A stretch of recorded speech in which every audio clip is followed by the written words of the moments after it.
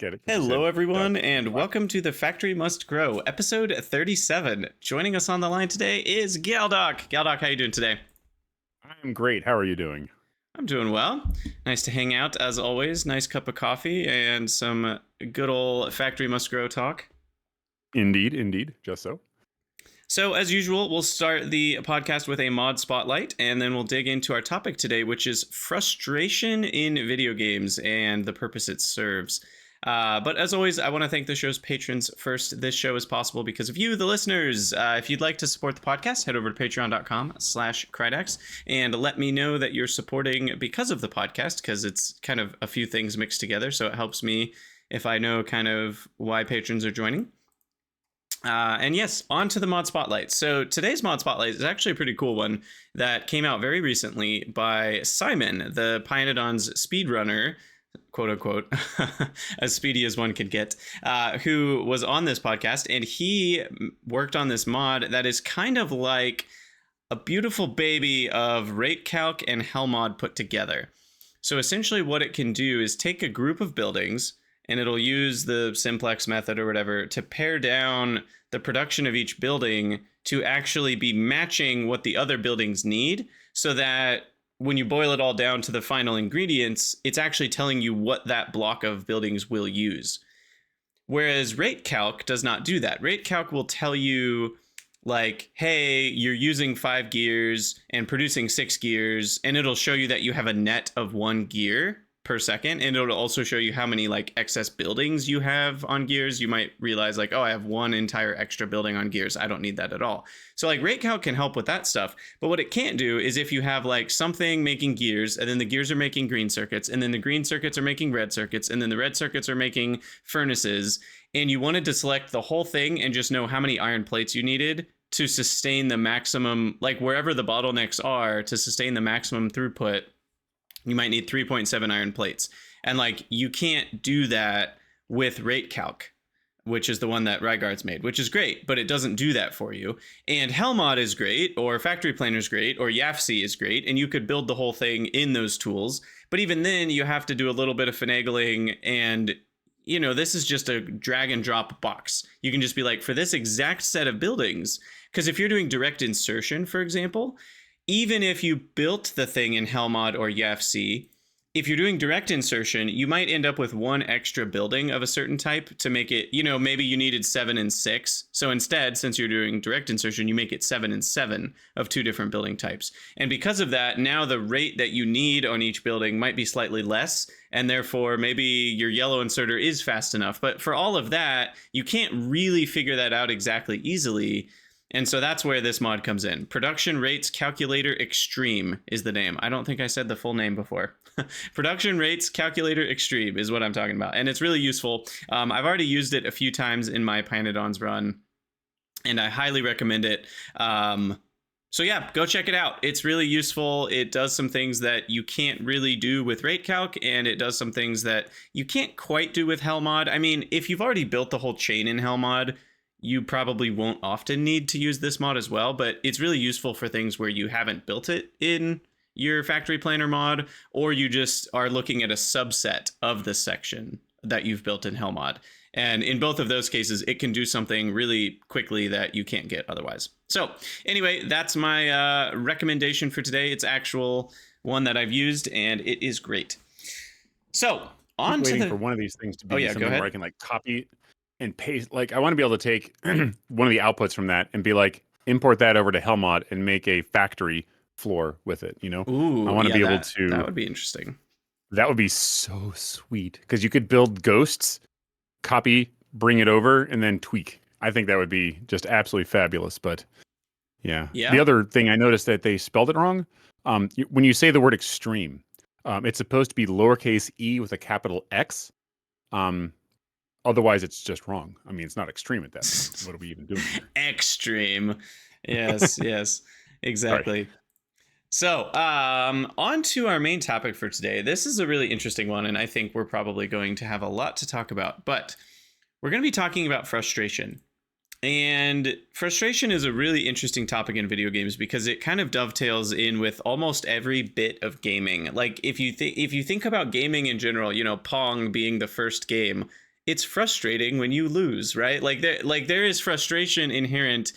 I mean, even in games before video games, right? Like just the idea of a game, you know, chess, Go, whatever other ancient games existed, all sorts of marble games.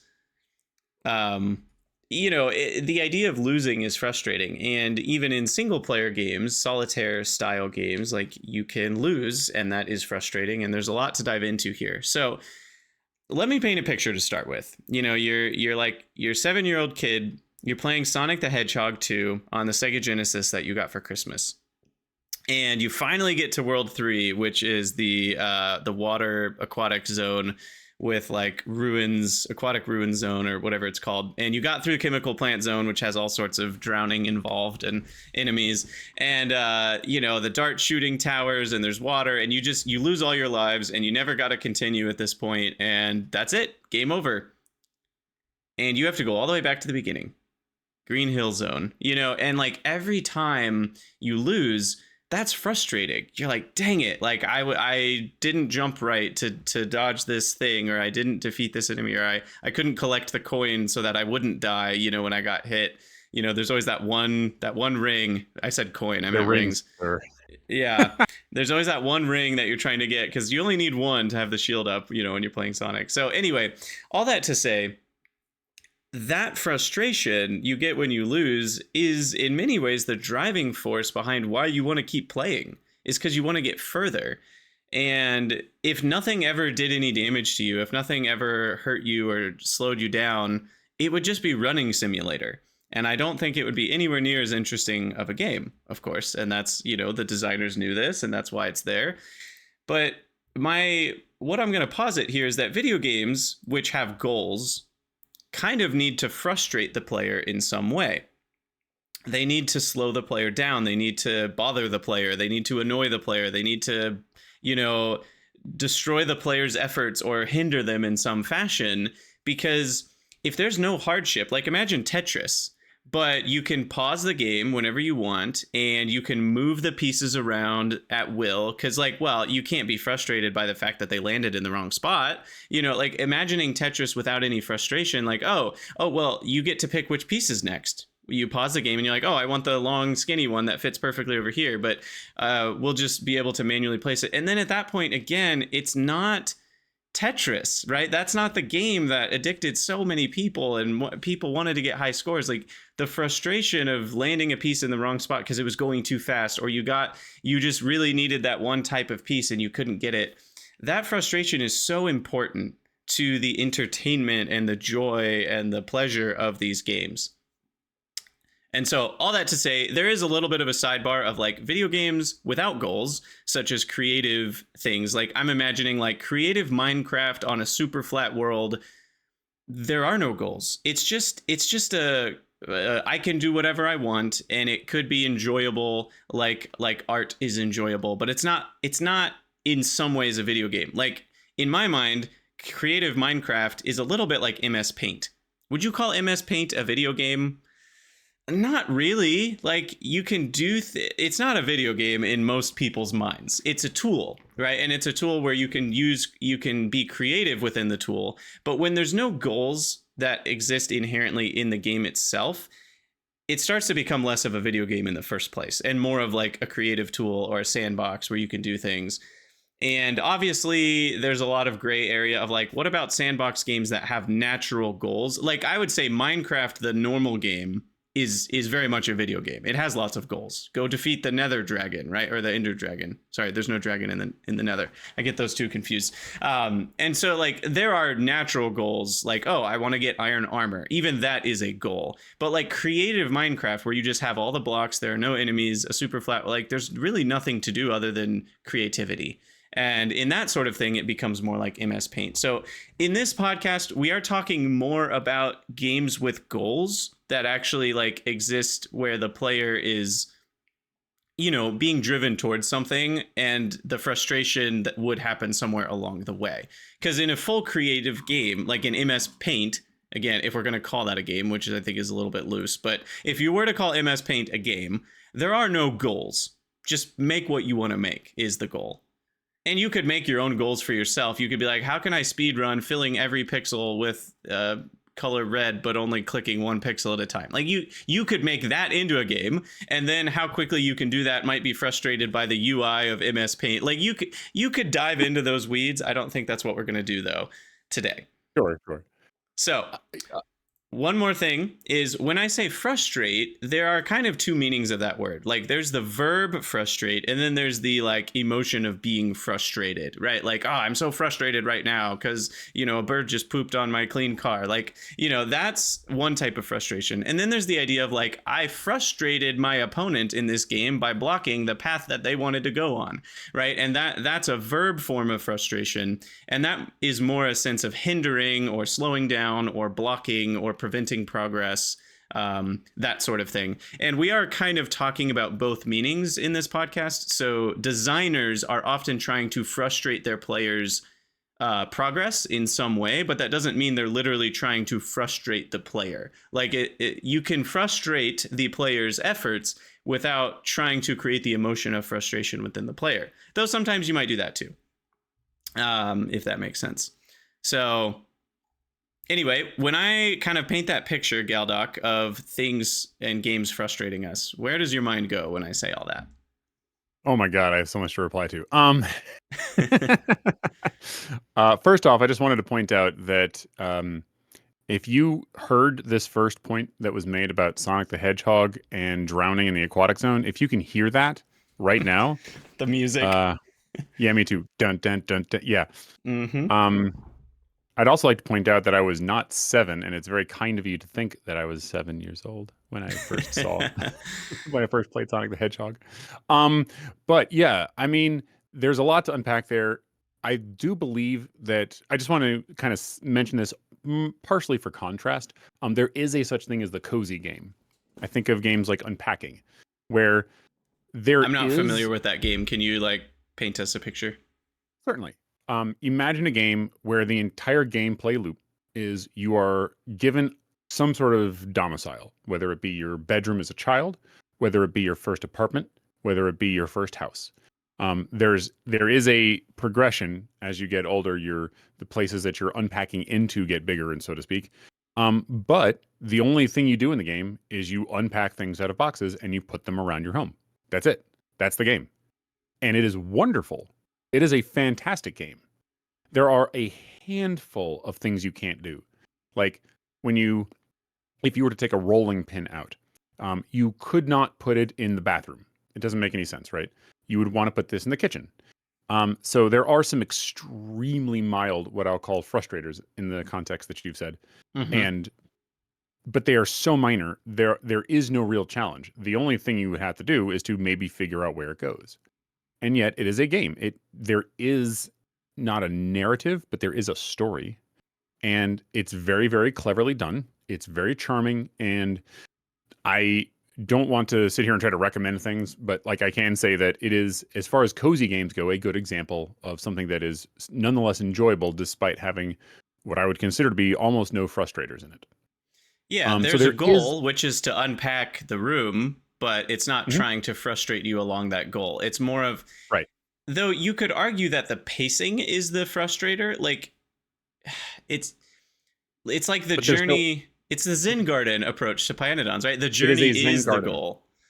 Right? Sure. It's the fun you have along the way that is the real reason you're playing in the first place. So if you could just click a button and it would do it all for you, that wouldn't be fun.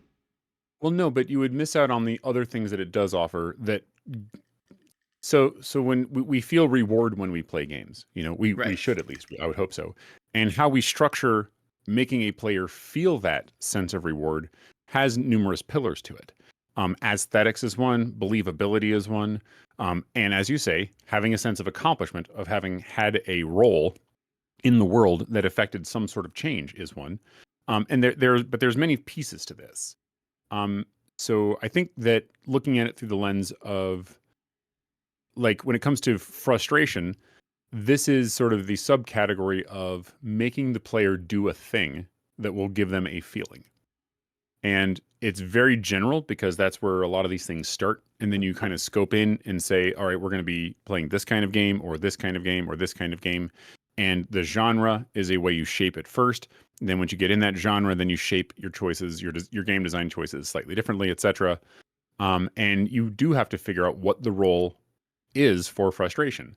And when does it feel good? When does it feel bad? When is it something that is on your part, the designer, and when is it something that the player is feeling when it comes to teasing out how you react to that feeling of frustration?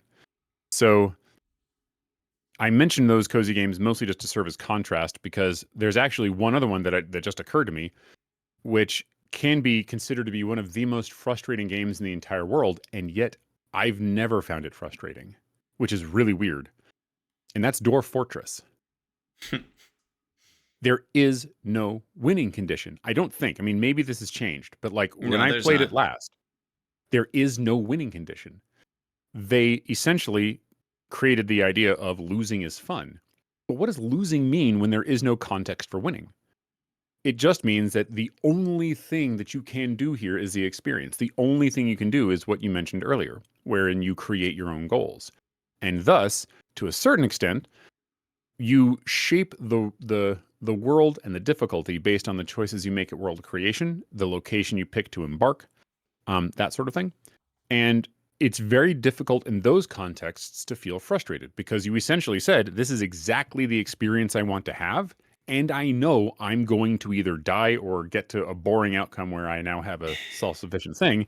Yeah, And I you don't can know if feel I frustrated, agree, but though. I think Dwarf Fortress has tons of frustrators. There's RNG, there's enemies that can kill you, there's floods that can kill. Like, and most, again, this comes down to some of, like, if you set your goal as, I'm just here to have fun, then in some ways, yeah, nothing can frustrate you emotionally. But there are lots of frustrators in the game, even if your goal was like, I'm just trying to feed my dwarves, which is like, it would be ridiculous to not have that goal. That is a goal that the game kind of forces upon you, unless you just want to start a colony, let it starve, and do that over and over again. If that's the game you want to play, fine.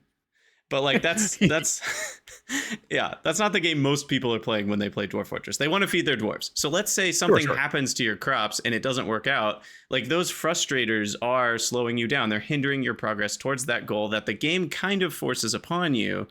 So in that sense, the game will frustrate your attempts to keep the dwarves alive, to build a base that works, to accomplish anything in that game. There are a lot of mechanics that go against you in that way. Yeah. And so this is the danger of having the word frustrate mean two different things right now. And that is, there is the frustration, the emotion we feel, and there is a frustrator, which is a thing that essentially blocks what you are doing in a game. And those are two different concepts, and we're kind of, I think, maybe intertangling them a bit too much. That's just something to be aware of. And so I'm not even sure, like, I might want to use a different word to represent that feeling of frustration, because that's sort of what I was speaking to there. Not the notion that there aren't things that challenge and stop your progress. Well, and I would argue in that context, and I think that's something, like you said, we should try to differentiate. Let's call it the feeling of frustration when we're talking about the feeling one. And the general word of getting frustrated along the way will mean the generic, like, the game is slowing you down. Because I think that's mostly what, in a lot of cases, designers are going for that.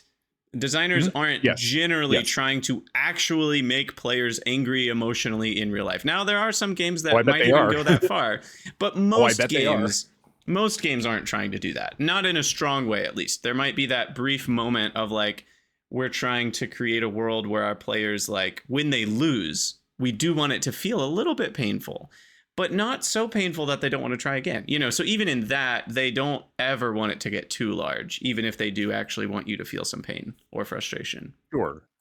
I mean, let's set aside the whole Bennett Foddy's experience, where the entire crux of it was exploiting a player's sense of frustration. What are you talking about? Do you remember that game called Getting Over It by Bennett Foddy? Oh yeah, I have that on the show notes later. Yes. Never ever touching that game in my entire life. Yeah, but that is the only example I can think of where that was, or maybe there's probably some other avant-garde games where they were attempting to do that. It's a whole genre of game now, though, because a lot of people really like that game and games like it. So we'll talk about that. Sure. But yeah, so like the thing that I'm thinking of mostly when it comes to that feeling of frustration, that's sort of where my head goes to when I think about this. And this is where I've put a lot of my thought into it. Because I think the role of blockers in games actually has a ton to it in a game design perspective. Because, which is slightly different. But like, if I'm trying to make a player feel rewarded for having played a game, I want them to feel like they didn't know something going into the game, and then they did after they began to play it. Your characters level up in many games, but you, the player, level up in every game, so to speak, right? So getting your head around the systems and is one of those huge deals that you kind of have to build into your game. If the game is just pure chaos, I mean, it's not really a game. I mean, maybe it is a game at that point, but if it's just pure chaos, if there are no hard and fast rules that the player can learn and then be able to thrive within, then there is a problem. But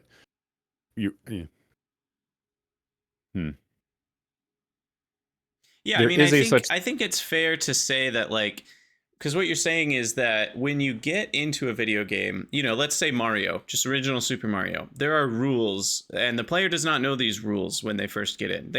Let's say they read the little card that says A is jump, so they understand that A is jump, and the little control stick moves you around and stuff, or the D-pad. There's no control stick back then, and the D-pad moves you around. They understand that, but they don't understand exactly how gravity feels or works in the game, or if there even is gravity. For all they know, there isn't, you know, and then they don't know that Goomba, if you touch it on the side, it kills you, but if you touch it from the top, you kill it. Like, those are not, and maybe the manual does talk. I have no memory of what the manual from, you know, that game might have looked like, or if it even existed. So I'm not going to speak to that, but like, in general, let's just say you pick up the game without having read anything about it. You know, it's frustrating to die, but in that sense, you died not because of the game trying to slow you down. Instead, you died there because you didn't know the rule. And so there is that, like, you were wrong. You maybe assumed that you could phase and just run straight through enemies. You know, I'm just saying that's possible. You're saying you didn't know a thing. And then you that thing happened. Of the world. Yeah, that thing happened. You got frustrated, you know, verb-wise, like something blocked you or slowed you down or ruined your progress. But you learned from that, and therefore you leveled up as a player from that piece of frustration. And now you're not going to run headfirst into a Goomba on purpose anymore. It might happen on accident, but like, now you know that that's a thing to avoid. And so I think that's kind of what you're saying, is like, being wrong about the game's rules is often going to lead into some of these pieces of frustration, but then that provides a level up to the player, which is then rewarding in some way. Yeah, a good parallel analogy there is Super Meat Boy, which I loved, by the way, and I 100%ed, except for the golden whatever they are, is where you have to beat all the levels in a world without dying. I did not do those. I did it for like the first one or two. But that game was one where you would play. It's very fast paced. And when you die, it is a 1 second respawn timer. You splat and you reform and you go. Splat, reform, go. Splat, reform, go. It's very, very fast. And for me, that meant a huge amount of the frustration that I felt, the punishment that you're supposed to feel or whatever it is, wasn't there. And I could just test and experiment. And it never mattered if I tested something out because and got a bad outcome, because the amount of effort that I put into it was reset in a second. Like, it happened so fast. Yeah. Like, the levels themselves are like in the tens of seconds when they're not the ones of seconds. And when you're investing that amount of time to see, okay, well, can I make this jump if I do this? Or can I make this jump if I wall jump and then do this? And et cetera, et cetera. It's very fast. It's very rapid. And you're able to grow very quickly. And that feels satisfying. Yeah. Whereas I've played other games like in Terraria, where it's like, you died. 10-second timer.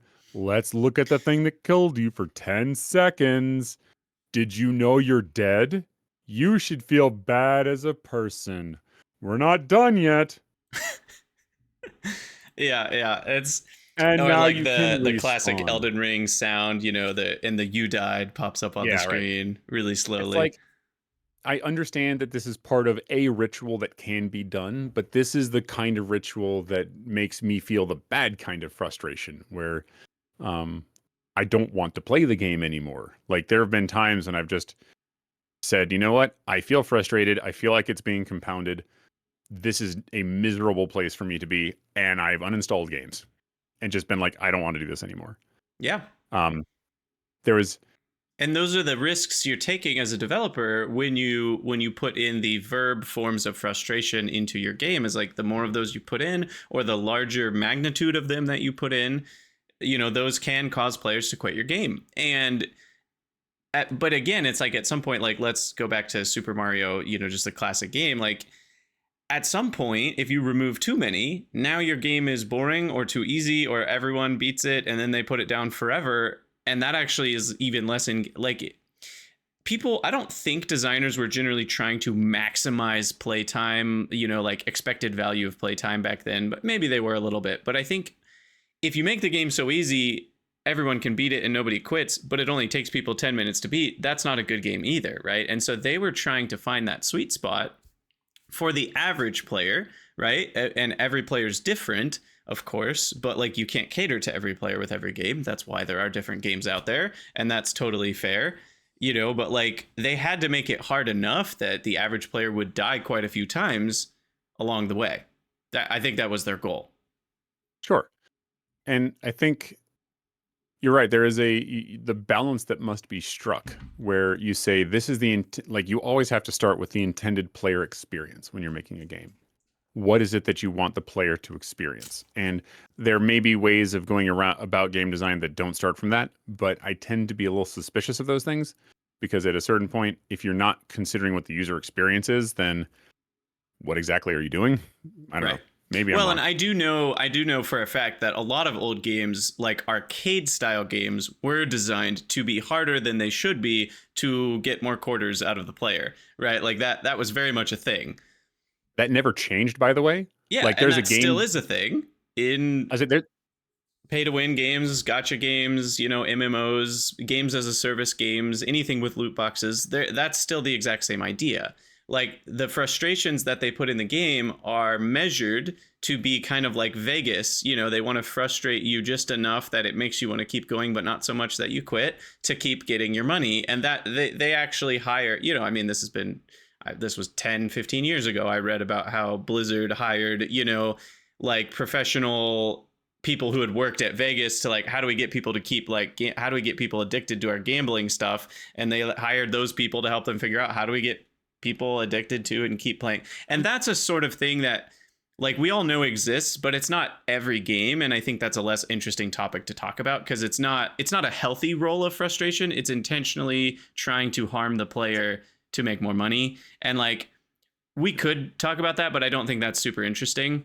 Yeah, I don't want to go down it's exploitative is the idea. And there I should quick aside, there's a game dev group where I'm at, and there was a day where you can give presentations, and I went in, I gave my presentation, and I listened to the other ones, and there was one person who was finishing up work they were doing on an arcade game that was meant to be played in Japan, and they kept going on about how people are going to pump so many quarters into this and how unfair these things were. And they were literally talking to me about how they were deliberately making it so that these games would kill you unfairly so that you would then keep playing. And again, whole different topic, but that there is a type of frustration like that still managed to make it into games that aren't so exploitative. And these are like bullet hell games, which is an entire genre that came out of that, which I love, by the way. Bullet hells can be fun. But they're the kind of that you can buy the game and then you can just play the game. Right. So, and I would even argue that games like Getting Over It are in that category where it's like they're not trying to get more quarters out of you every time you die. Right. And so it makes it not exploitative, even though it's a similar type of logic. Right. Yeah. So and that's what I would consider to be the at least healthier side of this coin here. Exactly. But yeah, so like the notion that sorry, go ahead. Yeah, I was just going to kind of move us into like as a designer then, and I mean, we've talked around these ideas a lot, but let's kind of flesh out why frustrate the player. We've already talked about some basics of like, well, it's rewarding and some of these things, but like what is the role of frustration from a design perspective to add to your video game, or what are the varied roles? Because obviously it's more than one. So, I mean, there are a lot of these pieces because you're essentially trying to, just to frame it in what I would consider to be the best context, you're using the feeling of frustration to motivate them to play the game and have the experience that you've attempted to craft for them to experience. And that can look like, as you teaching moments, you're trying to essentially say, this is the way you're supposed to play the game. Like, you're not supposed to, in Minecraft, do X. Because if you do X, then you're not going to have enough whatever, Y. So what you do is you can, in a sense, let the natural consequences of the system that they've put in place, let those consequences play out if they try X and get Y, and then it's bad. And then they have to go back to the drawing board and see what else they can do differently. What would be an example of that in like Factorio be? So, for example, let's say you try to pretend the biters don't exist. Just go ahead. Keep the biters on, and just don't put any guns up. Okay. See what happens. Good experiment that you can run, and it will suck, and you will eventually be like, oh yeah, I ran over to my my miners and I shot those biters with my own personal gun, and that was good enough. So let's go work on the green circuit build. And wait, what? They're back? And eventually, there's more? Exactly, right? And so you're going to find out from an emergent property of the system that there is a pressure, a design pressure on you to go forth and erect walls with guns behind them that can make these things be less alive. So if you do this, now all of a sudden, oh, I'm going to swing all the way in the other direction. I'm going to wall off every darn thing, right? So I just started getting stone walls. Yeah, we're putting walls up everywhere now, okay? Manning the guns. Well, now all of a sudden you've gone in another direction. You have overprotected your base in a non-death world, meaning you've spent enormous amounts of resources doing something that you may not need to. So again, teaching moment. Maybe now you've realized that it takes an enormous amount of time to wall everything off too early before you've got a huge pollution cloud, and you're going much slower. And, the consequence in this case isn't as, pronounced as they came and ate my stuff, but rather I took a lot longer and spent a lot of resources that I could have optimized in a way. And so now you're going to try again. And the next time you play, you're going to be a little bit more efficient about this. And maybe you put those little blocks down where you have like 4 guns surrounded by walls. Or maybe you put little things where they channel the biters into the whatever, right? There's different strategies you can take. But now all of a sudden, you're thinking in the design loop. And now you're engaging in the actual thing that Factorio wants you to do. Right. Think about your designs, implement them, upgrade, and go back and try again and do this design process over and over again. Yeah. That's the essential. Go ahead, sorry. Oh, no, I was just going to say, like, thinking about some other roles of frustration, from a design perspective, another one can just be difficulty, right? Make your game harder. Just double the damage. I mean, don't change anything else. Just 2 in the code there. Double it again. But in this sense, I'm thinking like Aquilo, for example, needing heat pipes everywhere is frustrating. Like in the verb form, you are frustrating the player's efforts to get their base running in a pretty severe way. Like that's no joke. A lot of people, I've read many Reddit posts about the difficulty of Aquilo and like how much it like had them redoing everything in their head. And in that sense, it added difficulty. But it didn't just add difficulty. It also added a new kind of, because it's a game rule in some ways, it required the player to level up in a new way. Like, how do you build your base within these constraints now? They're very difficult, and it's slowing down your progress. You can't just build what you might normally build. But it also is adding a level up for the player that then is both rewarding because they're learning something new. Like you said, the design loop. They had to enter a whole new design loop to build anything on Aquilo. So it's a combination of like a player level up and just the regular joy of playing the game that's now difficult. So it's like, not only am I leveled up, but I'm also beating a harder level.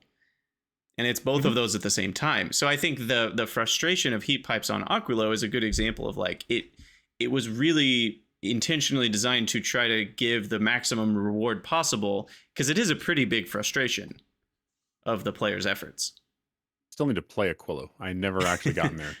I stopped at Gleba or Gleba or Yeah, whatever. and we'll talk a little bit more here in a bit about Factorio pre-space age, post-space age, and the role of frustration in both of those. I think you and I have some similar views and some conflicting views, which is great. Same thing on Pyanodons. I want to get to Pyanodons and frustration in Pyanodons, and is that, because that's a whole topic that gets talked about a lot on Reddit, and we've talked about it before. I've had multiple Pyanodons streamers as guests on this podcast, and I myself am playing Pyanodons, so there's a lot of interesting stuff there. But let's kind of get back to, what are some of the other roles of frustration? What other roles can it play? Well, I mean, you can literally say, okay, here are a sequence of challenges. I mean, we can even just talk about Space Age really quick. And each challenge you're going to run into is going to be its own kind of frustrator, and it will give you sort of an orthogonal direction to grow in. And so it can add complexity to the whole thing, and add gameplay length and give you loops to go through. And Aquilo is one. Gleba is one. I want to say Vulcanus is one, but is it really? It's not quite as bad. Yeah. Figuring out the demolishers is 90% of it. Yeah, and once you've figured out how to put them through a bullet car wash, then you're fine. I hadn't heard it called that before. That's good. But I mean, the design principles are generally not that different than they are in the base game. But that's just it. Like, at a certain point, you do want to pace your game. That sort of gets into a different topic, but like, you don't want everything to be maximally frustrating at every step of the way. Like, if everything at a certain point, you're going to exhaust your player. I'm not saying everything needs a victory lap, but you definitely need to be able to pace it so that once they've overcome something, they can do something with that knowledge and actually, spread their wings in a way. I'm not even saying that, like, they need to be able to use what they've learned and feel good about using what they've learned and feel like they've accomplished something just by, I can now go to Aquilo and build the whatevers because I know the rules. Right. But the frustrators are the other side of that pacing. The pacing is created by interspersing the frustrators properly along the path so that they have the dispersed victory and frustration. Yes. And so I'm curious so you've mentioned a few times about how you appreciate frustration as part of the emotion frustration as part of the experience. And I know I have my views on this, but I'm curious what your thoughts are here. Is being frustrated fun? Yeah, and you mean the emotion. You mean feeling frustrated fun. In a gaming context. Yeah, in a gaming context. And I think that's an important context. Like, there are different, and I guess we really would have to dig down into, like, is the actual feeling that people are feeling when they're having fun with frustration, is the feeling actually frustration? Because, like, you could really dig down and be like, well, we're calling it the wrong thing. It's a brother or sister emotion to frustration, but it's like a funner version that, because you know that the stakes are actually meaningless, aka a video game, or the stakes are for maybe just for bragging rights, where it's like, I do care about these results. Like, maybe you're speedrunning. I care about the results of this. It's meaningful to me, but not in a way that, like, I feel like my actual life is in any sort of threat. Not like my actual personality, my livelihood, my well-being is not under any sort of threat here. So if I do lose, it might be a little hard, like emotionally hard, but that's what drives people to do all sorts of great things in life outside of video games, is like, oh, you're trying to make this new technology. Like, scientists have thrived on frustration. I love this now. I want that word, thriven. Yeah. But, like, scientists throughout history have created some of the best things that exists through being frustrated in their efforts and emotionally frustrated while they're doing it, because it didn't work. This thing I tried again. I put time and energy and money and, like, whatever into this, and it didn't work, and that's frustrating. But that frustration is a very human thing that makes you say, okay, let's do it better. Let's do it again. Let's do it. Like, I've leveled up in some ways, or you're just exhausting the possibilities. Sometimes you didn't level up, but now you just have one more thing that doesn't work. The classic light bulb, found 1,000 ways to not do it. And, like, some of it is just, I think, transfers to video games, where, like, sometimes it's fun to just be like, that sucked. I didn't win. Let's try it again. And there's that feeling of you're not beating your head against a brick wall. You're like, you smashed your head against the wall and the wall won this time, but the wall has a dent in it now. And there's that feeling of like, if I keep doing this, it actually will work eventually. I will break through this wall. And that, you win this round, wall. Exactly. But that little glimmer of hope, that glimmer of knowing you can do it, whether it's through RNG or perseverance or gaining skill, depending on the game, it's a different battery of frustrators that you're going up against. If you're playing games with lots of RNG, you might just need to try it 100 times before it works. You're doing everything right. Maybe it's a turn-based game, so it's not even about your skill as a player. Like, there's literally just a rote strategy. Even then, people still have fun banging their head against the wall of RNG. And that doesn't really make sense from like a reward perspective. Like, why are you doing this? Because if you get the right RNG roll, you'll win. And it's not even about skill, but people still enjoy it. So that says something about humans. Now, not all humans are the same. Some people have a really high tolerance for this. And I think that's where the fun comes in, is if their tolerance is higher for banging their head against a wall and losing, then I think those types of people enjoy games like Getting Over It more. Because Getting Over It, I think, is a good distilled essence of frustration. It is a game that is like, we're going to try. It's not literally impossible, but we're going to make it so freaking hard that it will almost feel impossible at times. And the game is not fair. We're going to add wind in. This game is already really hard to control. For those who don't know, Getting Over It is this crazy game where you're this guy who sits in a pot and you've got this like mining sort of pickaxe and you can swing it around to try to like get yourself leverage on objects. And the whole goal is to like climb up this sequence of hills and mountains and floating platforms. But the whole game is kind of almost a straight up. You go a little bit left and right throughout the way, but if you fall down at any point, you generally go all the way back to the beginning. If you're lucky, you can like catch yourself before you get all the way back to the beginning. But even that is like an anti-frustration, because the game's really frustrating, but it's like, hey, if you're really good or you get lucky, you might not go all the way back to the beginning, and that. But yeah, overall, the game is trying to frustrate you, and people love this game. Now, some people hate it. Some people fire it up once, they play for maybe a few minutes, and they're like, oh, this is not for me. I hate this, and they quit. So all that to say, is feeling frustrated fun is a question that I think is very personal. I think some players enjoy some of that. Some players enjoy a lot of it. Some players enjoy none of it. And it really depends, and there's other factors of like you enjoy being frustrated in Super Meat Boy because the time cost is very low. Whereas a game like Getting Over It, being frustrated is like the time cost is very large. You might have spent 30 minutes trying to climb this thing and you fall all the way back to the beginning and you've gained nothing, maybe a little bit of player skill, but still no guarantee you'll get back to there. And I think, different players value their time differently. They value what they gain within that time differently. I like games like Factorio or RPGs because I put time into it and that gains me something I can't lose. Whereas games like Getting Over It, you lose everything.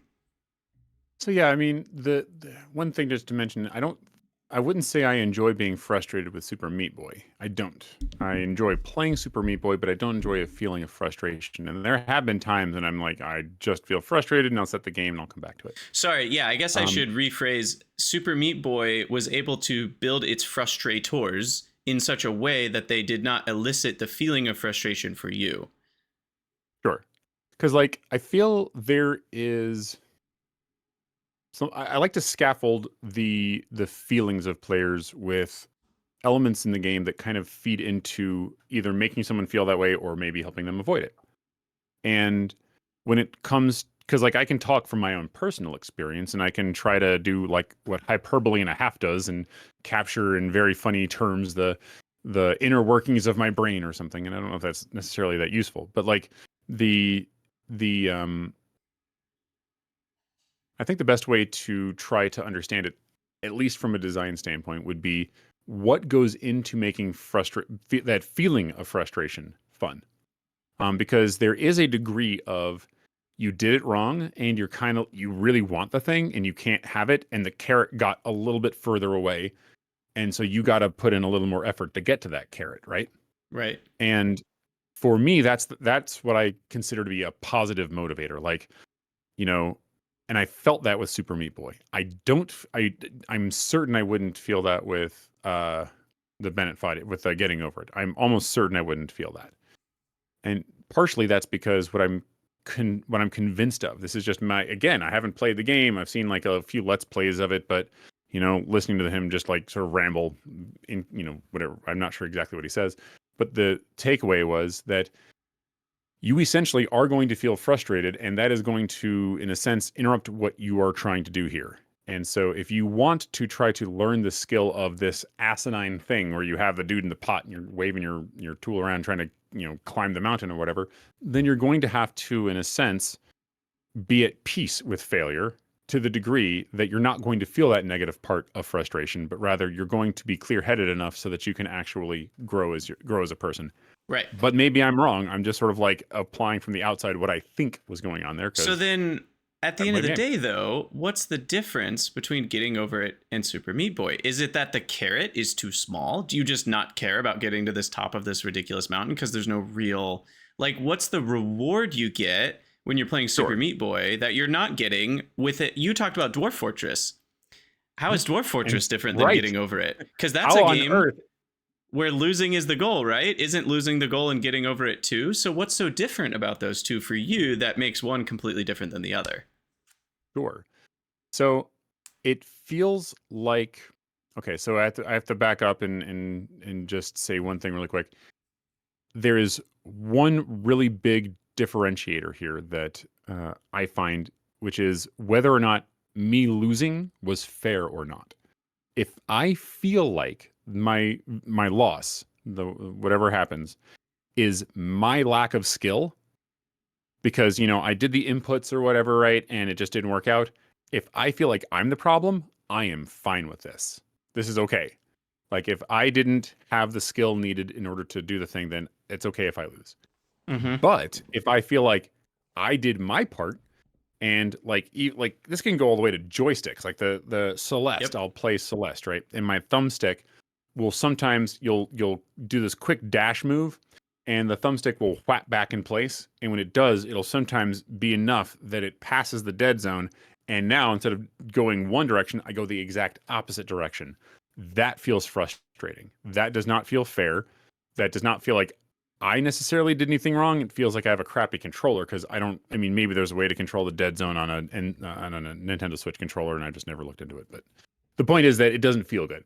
Right. And there can be other games where it's like, everything that I do feels like it's countered in a way that I don't have control over. As you say, RNG, right? Those are the bad sorts of frustrations. And I feel like that if I were to play Bennett Foddy's game, I would look at that and I would say, I don't have a way of translating my moving the mouse into guaranteed outcomes. When you're playing Zelda, you move the thing up, you press the up button on the D-pad and you're going to go up. Right. If you press left or right, you're going to go left or right, whatever. There's no question about whether or not the thing that you've done is going to, the agency you're attempting to express is going to manifest in the agency you meant to express. Whereas with Bennett Foddy's, you can mean to go that way, but the mouse thing that you did, they slipped off the whatever milk carton sticking out the floating island or something, and you slipped off and now you're done. It doesn't feel quote unquote fair to me. So that sort of feeling of unfairness is just a part of my personal human experience. I'm not going to claim that this is anybody else's and that anyone else has to feel this way, but it is one of my things that for me gives it that feeling of bad frustration. Right. Whereas with Dwarf Fortress, what's that? Camera turned off. I know people listening can't see that. With Dwarf Fortress, I kind of know going in, in a sense, I've already lost. There is no winning condition. It's just a matter of what am I going to do along the way. So feeling fair or unfair doesn't really apply. That being said, I've also not really gotten terribly far in Dwarf Fortress, and every single time I've played it, I've essentially died and not had any oh, okay, I didn't do this right, and then I'd look up what I had to do, and then I died. I didn't do this right, so I look up what I have to do. At a certain point, I did stop, but it never felt frustrating to me because I felt like there was so much more for me to know about the world. Right. That probably would make sense if I actually learned all of it, that it didn't feel like I was being unfairly defeated. I didn't know yet. So it really felt like it was my fault that I was dying. And like I said, I'm okay with that. Yeah. Well, and what's interesting, I wish I knew a little bit more about getting over it, but because I don't know if the wind is random or not, for example, but like one could argue that it's a skill issue too. Like it's not, the movement is terrible and weird and unwieldy, but it is fair in the sense that like I'm pretty sure the same actions are going to give you the same results in most cases. Like in that sense, if you get really good at that movement system, I think it will feel more and more fair to you the better you get. Now, again, is that a carrot that you actually want to race towards is, I think, a big part of this question too. Because it sounds to me like you're willing to pursue a lot of skill hurdles if the carrot feels worth approaching. Sure. And I think or the fun you're having, or you're getting pieces of carrot as you go that are worth it. The word that best fits that phenomenon is determinism. So is what I'm doing deterministic? Right. And that means that is the mouse motion that I'm doing going to always lead to the exact same outcome given the exact same parameters? And I'm going to throw in a little bit of math stuff here because I know you're a math person. It is and I'm pretty sure I'm saying this properly, it is a chaotic system.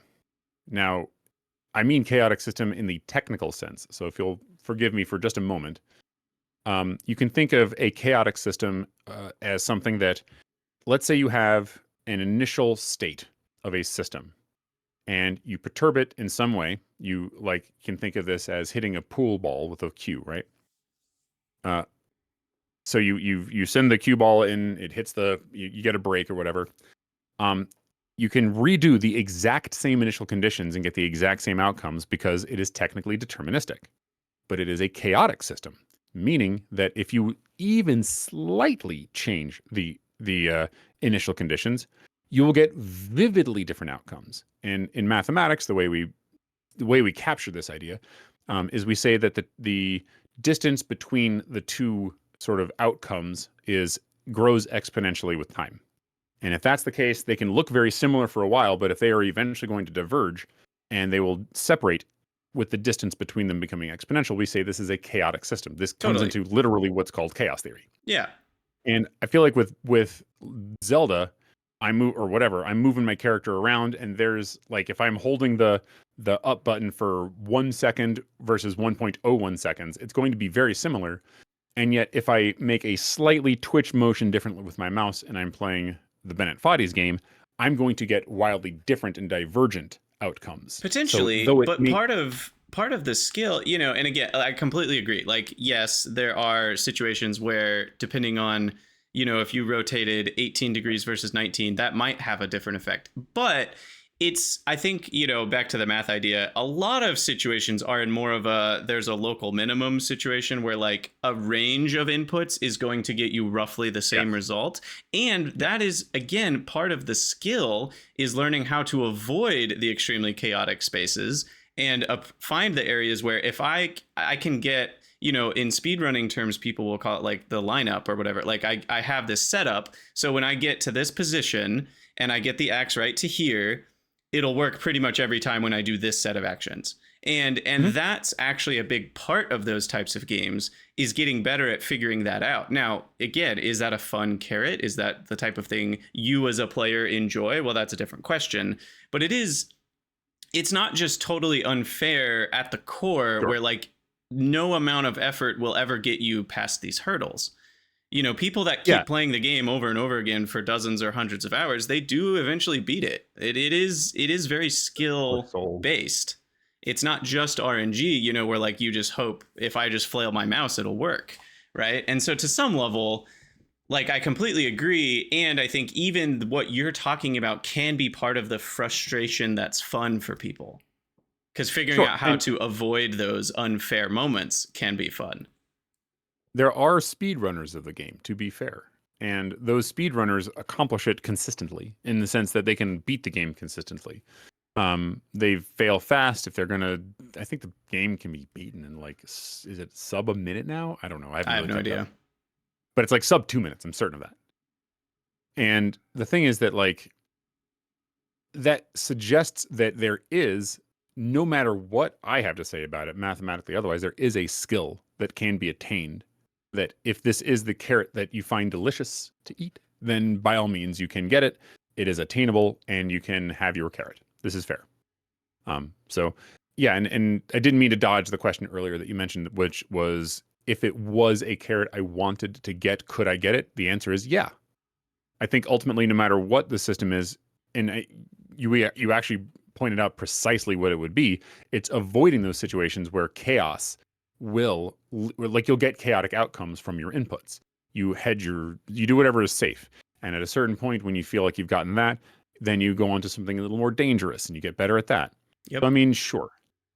But I mean, like, coming back to the idea of playing Factorio or playing any of the factory building games that we're talking about, I feel like what this really looks like is, what is the world doing to you in a way that would feel fair? So, like, just to sidebar a little bit into Vintage Story, which I've just recently started playing. The world gen is out of this. It's crazy. Like, I have just played around with what the world can look like when you first start out. I've started on the side of a mountain, and like any motion would lead to me losing half my health by falling. I've started in fields. I've started near oceans. I've started near all sorts of stuff. It is crazy. But they also give you a huge number of knobs to tune so that you can make this experience be whatever it is that you want it to be. But I don't know. There's a sidebar here that I don't want to go too far down. But like the notion is that if the world behaves by its own rules, and these are rules that you can learn, then you should be, in a sense, you can start anywhere you want in the world, or you can have whatever biters are around you, in whatever pattern, as long as there's like a certain amount that you can defend yourself against. That as long as it's consistent, you should be able to address whatever the exact circumstances of your situation are. And that feeling of fairness, that feeling of you are going to be able to skill up to address these concerns, for me is when that frustration feels good. Yeah. So, and that makes a lot of sense. And I think with, coming back to like Factorio and, other games like Satisfactory or whatever, with factory games, it's interesting because so much of they do straddle the sandbox, MS Paint experience a little bit with the video game that has a goal and it's going to try to stop you from getting there with things that are hard. Like, there's a little bit of both, right? Because to some level, like in MS Paint, if you were like, I don't know if you were a real 90s kid, if you made circles that overlapped and used the fill tool with different colors in the different overlaps, like you know what I'm talking about if you were a 90s kid. And like that in a way is like designing a build in Factorio where it's like I kind of did something creative, and there are other ways to do it, but like I figured out the right set of inputs and the right set of buildings to put together to get my green circuit factory running. But there's like a million ways to do it, and there's not really one right answer, and it's not part of the game to tell you there's only one way to do it. That's part of the joy of the game. But the frustrators are maybe like, how many iron plates do you need per circuit? Let's say, for sake of argument, they multiplied that by 100. Every green circuit, I don't even remember what a vanilla green circuit is. It 3 iron, 2 iron, 1 iron? I don't remember. 2 iron, 3 copper wire. Yeah, so let's say it costs 200 iron a piece. That would be frustrating, and it wouldn't feel fair to the player, because it's like, yeah, I can do that, but that's going to require so much work to accomplish what feels like a relatively small goal, which is getting green circuits. And, it also wouldn't feel balanced, and it wouldn't feel, wait, why do I need 200 of this thing and only 3 of this thing? But I'm getting into the weeds with that. More specifically, I just want to talk about like, what types of frustration are fun in a factory game? And a lot of people turn off biters because they don't like that aspect. There's, in the bullet point list here, we have the sunk cost idea as part of where frustration can be fun or not fun. And I think Galdoc and I both are pretty deep into the camp of like losing a significant chunk of my time that I've invested into this factory, because biters eat it, is not a fun failure mode. It's not a fun result of failure. Like, it's frustrating, but not in the, oh, I lost my whole base that I spent 60 hours designing, guess I'll try again. It's like, no, that's not fun for me. I was liking that 60-hour base. I was getting carrot pieces as I designed that 60-hour base, and I was really excited about the carrot pieces I was about to get at 61 hours. But now, because of biters, because I wasn't checking the box that passed the I defeat all the biters test, now I don't get to keep eating the carrot I was excited to keep eating.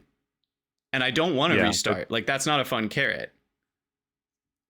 Zen in the Art of Motorcycle Maintenance, a book that everyone should read, he said.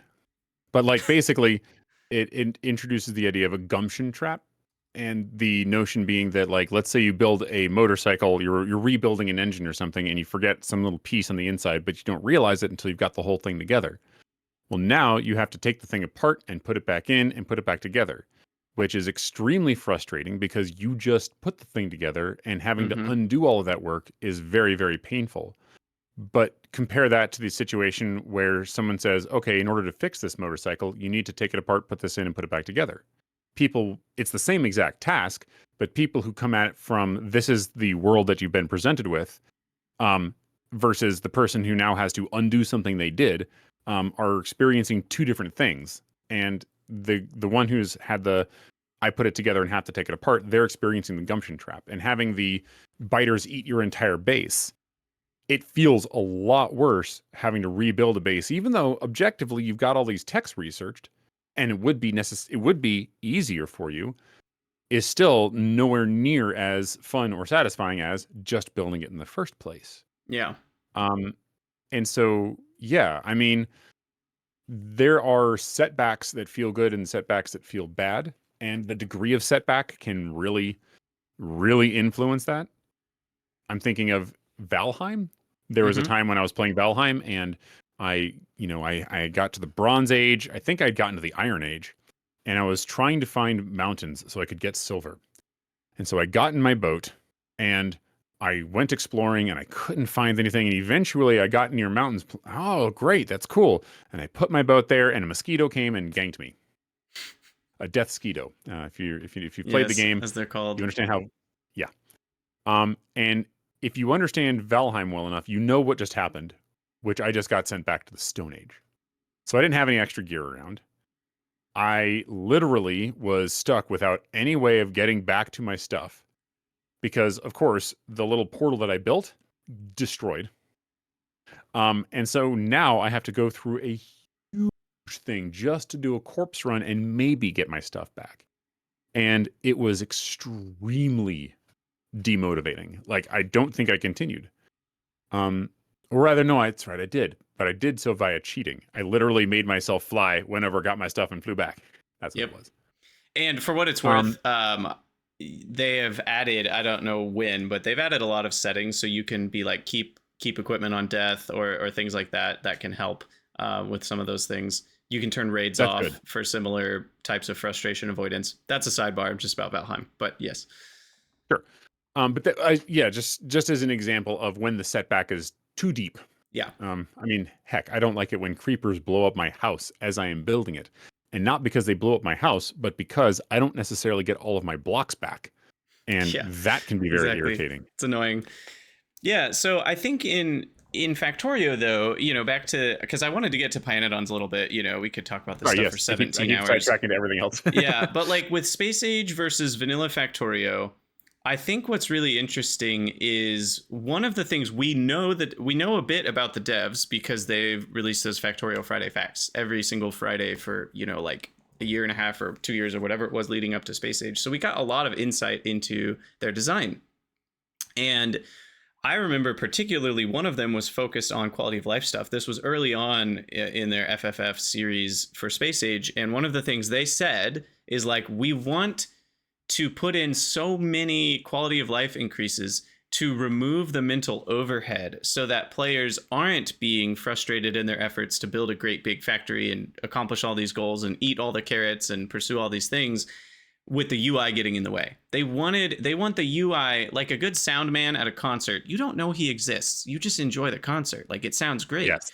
And it's the same thing with good UI UX design. We want it to not be frustrating. We don't want players to feel bothered because they can't do the thing that they know they can do. Like, they know it's workable, they know it's within their grasp, but they can't just click all the right buttons to make it happen. That's not the type of frustration they want for Factorio. Some games, that might be a thing. Not most games, though, with UI, that's never really a design goal. Maybe there's crazy games like Getting Over It where the goal is to design a bad UI, but that's not most games. And so at the same time, though, not on the level, games that are on the level, I should say. Exactly. There's gag games out there. Yeah. At the same time, they did increase the amount of frustration or frustrators that exist in the game as barriers to players. Back in the day, it was oil processing. That was kind of a big one. That would stymie players of like, this is too complex. I can't wrap my mind around it. There's too many pipes. There's too much spaghetti. The backup products.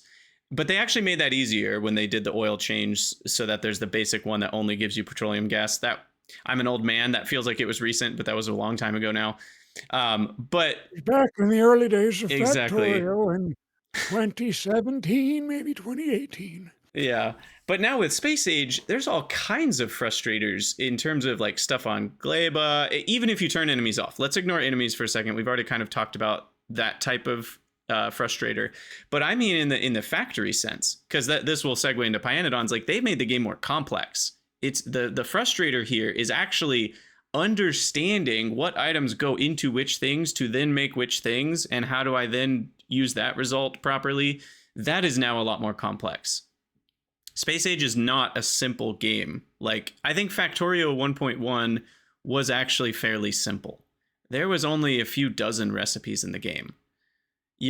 From a factory game perspective. When I say simple, I don't necessarily mean for like the average gamer, period, but I mean the average gamer who enjoys strategic games with production lines. Because their production lines have been a thing in many games, like the Anno series of games. We've had production lines, and metals make this object and this object makes that object. That's been a thing in games for a long time. And I would say Factorio's recipe chains weren't anything too fancy in 1.1. But when you look at Space Age and you look at the gamut of how many more there are a lot more complex ones. There's a lot more complex ones with loops and byproducts now. Like, there's just so much more. I think, I don't really know what I'm trying to say with all of that, other than the devs, I think, believed that adding some more complexity frustrators to the process was a good thing. Well, when they were talking about these things, they were talking about adding depth rather than breadth. And that was sort of the way they were couching it. And the idea being there that breadth feels like adding 10 types of plants on Gleba, which would feel great to someone like me who's like, woohoo, stuff. But it doesn't really add to the gameplay in the sense that, like, to a certain extent, this comes down to what the expected ritual is for the player to have to do in order for to get the outcome they want. Right. Is the ritual, I build 2 smelting columns and then I get enough to supply whatever? Or is it that I have to build 10 different types of smelting columns? Or is it whatever, right? And the expected thing that the player is going to have to do, if it essentially is doing the same thing many times over, that feels like breadth, right? That just feels like, homework almost. Padding. I say that. Padding is one way of saying it, but and to be fair, that was one of the major criticisms of quality, is that it felt kind of like padding, right? Because it's the same items, it's just more robust or faster, better, whatever versions of these things. Yeah. But when it came to a system like spoilage, which is the main mechanic of Gleba, or heat, which is the main mechanic of Aquilo, or whatever, right? The lightning stuff that's going on in Fulgora, and the fact that you're now doing top-down product. What's the word I'm looking for? Processing. You're doing top-down processing as opposed to bottom-up processing. You start with blue circuits as opposed to starting with iron ore, right? That made you have to recontextualize everything, and that feels like depth, because the rituals that you're going to be doing here are going to fundamentally be different than the ones you've done before. That feels like depth. That feels like making you develop more ways of understanding things. Yes, to an extent, understanding how to scale up is still a depth question. So like if I'm going to learn how to mega base, for example, which is a verb, basically, right? Then what I'm going to have to do is I'm going to have to learn the blueprint system. You just kind of have to. I mean, you could maybe avoid it, but boy, would that just suck. And so you're going to have to learn a new system in order to mega base. You're going to have to learn how to use the train system pretty darn well. You're going to have to learn how to expand quickly. You're going to learn how to have to defend outposts very quickly. You're going to have to learn to do new rituals. And so it can look like depth, and it is. It's just that at a certain point, when you're not learning new things, that's where it feels like breadth. And that was sort of the design intent behind a lot of what they were doing in Space Age, and why there was a bit of a pushback when it came to some of the more space exploration things, because there was a lot of breadth in space exploration. The scale up was in it. Yeah, I was going to bring that up because like they hired Arendelle, the creator of space exploration. And that was, I think, a double win because Arendelle had already found a lot of the pitfalls in designing the idea of space age or space I mean, the general vibe of both things is the same. Go to other planets, do other things, like that's the same general vibe. And Arendelle had already gotten a lot of feedback about like, oh, making 4 of each color of science pack is too much of doing the same thing over and over again. And going to each planet, while the planets are cool, I kind of just go to planet, mine the special ore that's there, which is vulcanite or cryolite or holmium or iridite or whatever it's called. And like iridium. And then you would ship it back to Nauvis and process it there. So it's kind of like you did the same thing 5 times. And while there was some cool depth to that, it was mostly breadth. And that is one of the major criticisms of space exploration as it was. And I know Arendelle's actually still working on like newer versions of it that are going to be massively improved and all that. That's a different topic. But all that to say, yes, breadth can be partially depth, but like you said, when you stop learning new things and you stop feeling like you need to do new things, it does start to feel repetitive. And repetition, kind of like we talked about before with frustration, the feeling of frustration, even for certain people, can be a more enjoyable experience because of what it's all tied in with. I think repetition is the same. Some players have a higher threshold for like repetition can actually be really fun for me as part of a game. And other players are like, that got boring real fast when it got repetitive. And I think that actually leads me towards Pyanodons. One of the major criticisms for a long time of Pyanodons, because it was more true in the past, is that it was just incredible. It's like, well, they just added 10,000 recipes. And once you get your city block base going, this is also a lot. I see people criticize city blocks a lot as a game, as a way to play the game in Factorio, because they're like, well, once you have city blocks set up, all you do is you request items, you process them, and then you put items back on. And like, I think that's a really unfair criticism for what it's worth, because there's so much more to it than that. But it does at least make the train part of the base repetitive. That's true. I think even though the setups are still varied in a lot of ways, but all that to say, people criticize Pyanodons because it's like, oh, they just added recipes for the sake of recipes. They added more ingredients for the sake of more ingredients. And that's true to some extent. The goal of Pyanodons is to be a very complex beast. But especially in recent years, as they've reworked a lot of the tech tree, they've reworked a lot of things, you're not doing, even though there are maybe 20 different metals, none of the setups you're not just doing 20 smelting columns. You're using different sets of buildings. When you process the ore, you're getting different grades of ore in different orders. And they are a little bit similar, but even then there's some like the iron oxides chain, which is just totally different. And what I'm trying to get at is Pyanodons, while as much as it is a lot of breadth too, you are going to have a lot of setups where it's like, I need to request 2 different normal ingredients and they get processed together into one ingredient and one byproduct. That sort of thing, there are probably 100 of those in Pyanodons or more, right? And so but it's distributed throughout your gameplay. A lot of things, it's like, wait, this needs a fluid. Wait, this needs a fluid that can only come as a byproduct of this other thing. And wait, this thing makes a thing I need, but the byproduct it makes can make a really valuable other thing. So now I want to go set up the byproduct processing almost at the same time, even though I don't have to, but that's an option. And so Pyanodons does a really good job of, even though, yes, they've added an absurd amount of ingredients and a breadth to it, they do a good job of keeping depth kind of in that breadth. It's not just an inch deep. And that criticism of Pyanodons used to be, I think, a bit more valid, but it's really fallen flat in recent years as they've added. I mean, the new beacon system, they have an entirely fresh beacon system in Pyanodons.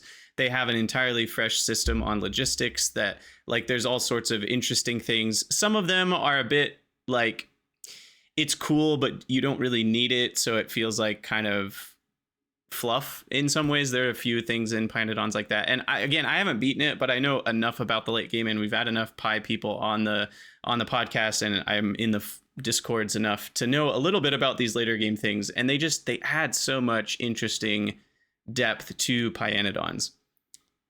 So anyway, I just wanted to get that out there as like an interesting part of the frustration isn't just doing the same thing 1,000 times. Sure. I think my problem to a certain extent with Pyanodons, there's a few. One, they've explicitly said we don't care about game balance. Here's the game, play it or don't, and that's fine. That's not true, like, though. I would actually challenge that. I can't. Well, I'll tell you off stream. But like, because let me be clear here. They make patches like for the last year.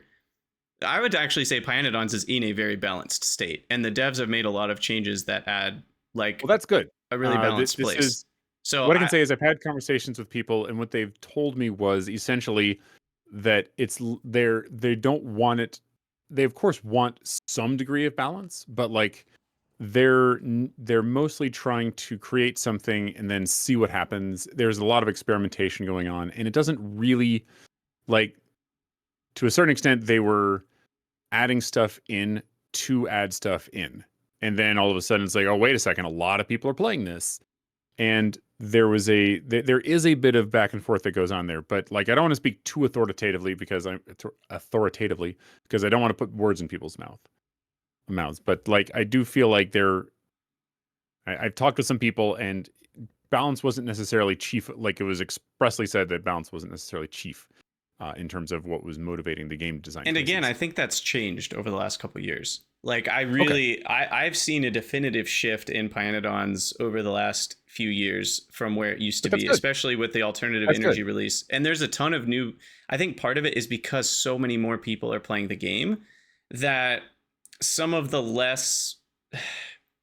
ways that the original devs kind of had some visions of things that were less aligned with the average player's expectation. So I think things have kind of merged a little bit more so that the average player is a lot happier with Pyanodons, so to speak. That's fair. And that's good. That's important because like I have tried it several times over the past, ever since it's existed. And it's just been like, I couldn't even get my foot in the door because there were so many choices that were made that just spent your time and didn't really feel like it made sense. And as to give a concrete example, how long it took to pick up buildings. You would put down a processor of some sort, and when you went to go pick it back up, you would have to wait for like 2 or 3 seconds. And when you've put down several of them, this becomes very, very tedious. And I felt like everything I did had an enormous amount of inertia to it.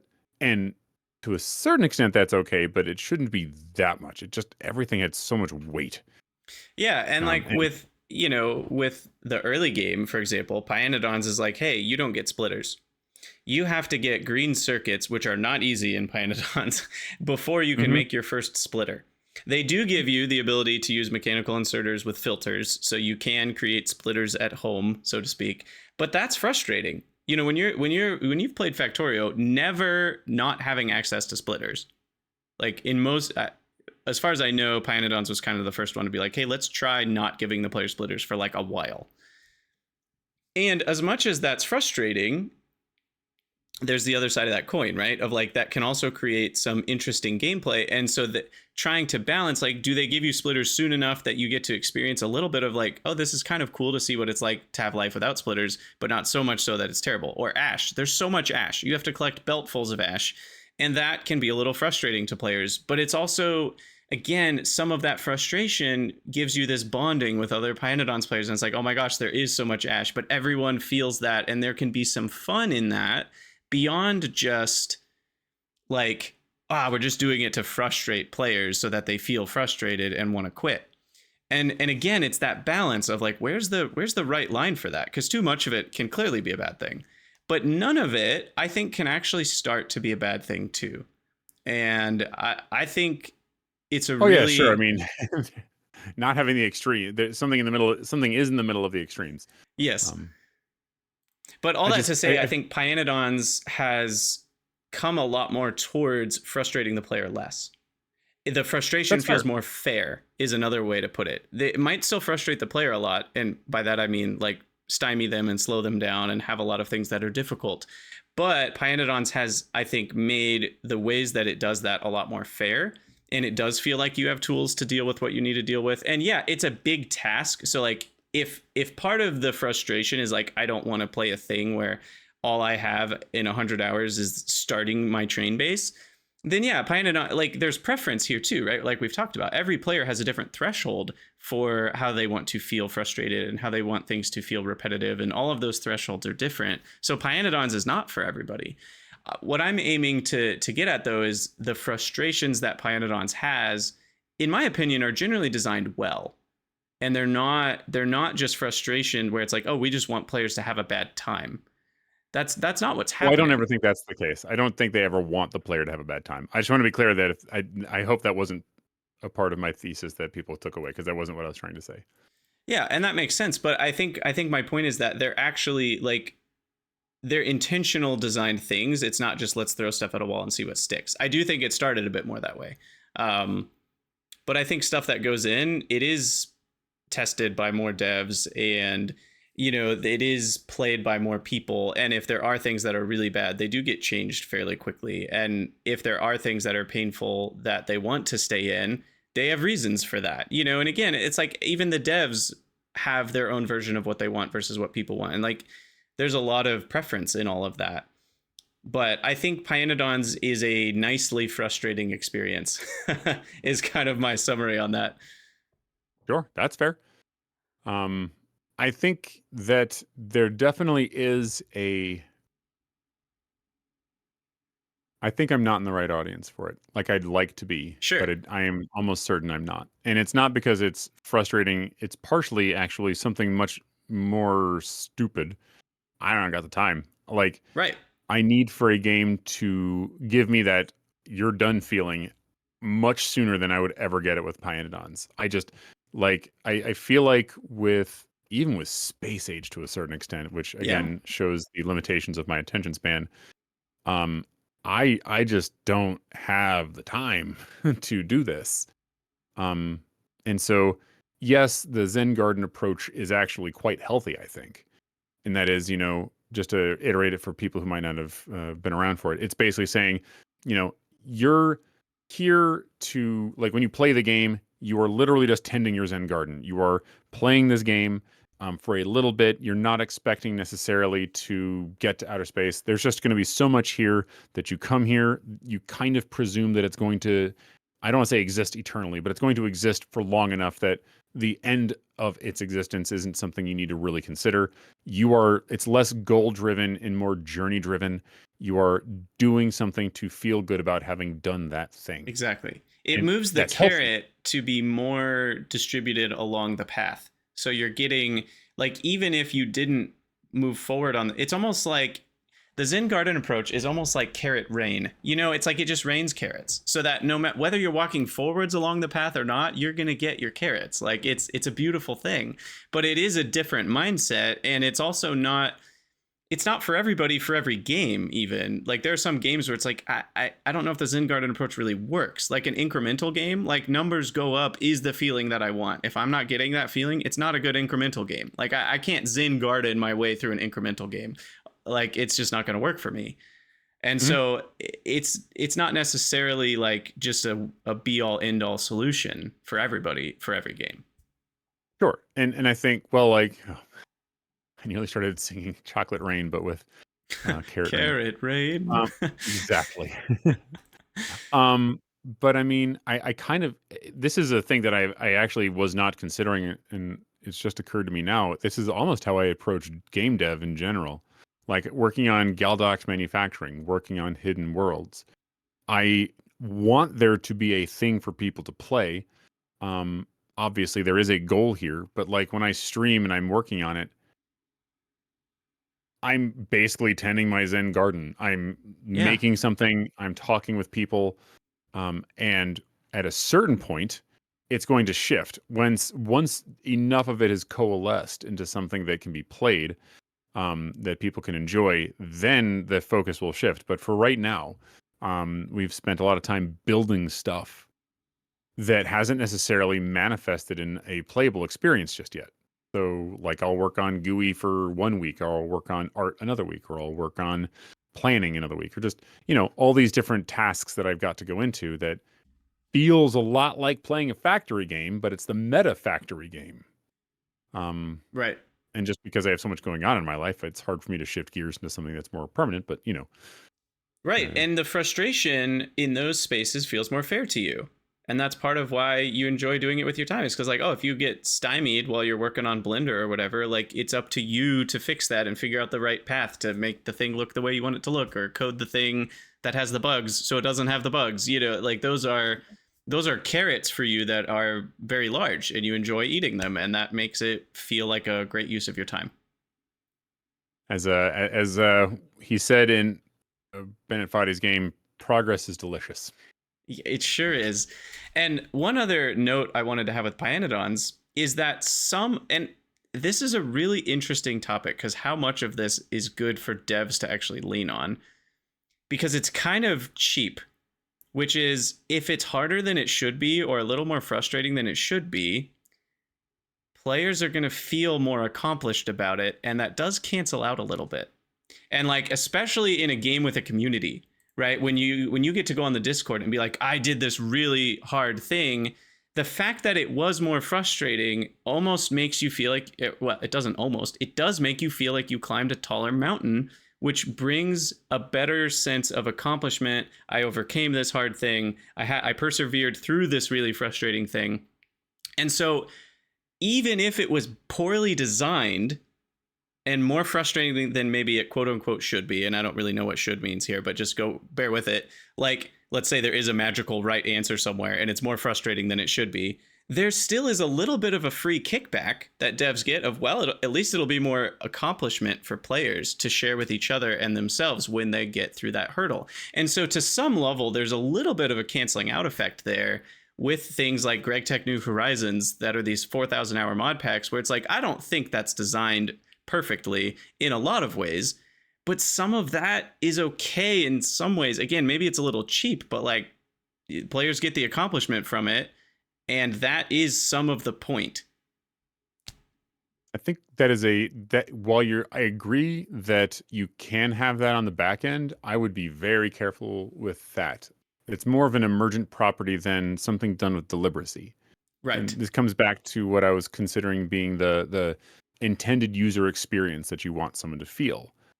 So just to sort of, again, scope out a bit, when you're designing a game, you are turning levers that are very long, wherein you want them to have this experience, but the thing you're crafting may not deliver that experience. And this is even before we get to the notion that there are many people out there with a wide variety of motivators for playing, and will have a wide variety of reactions, et cetera, right?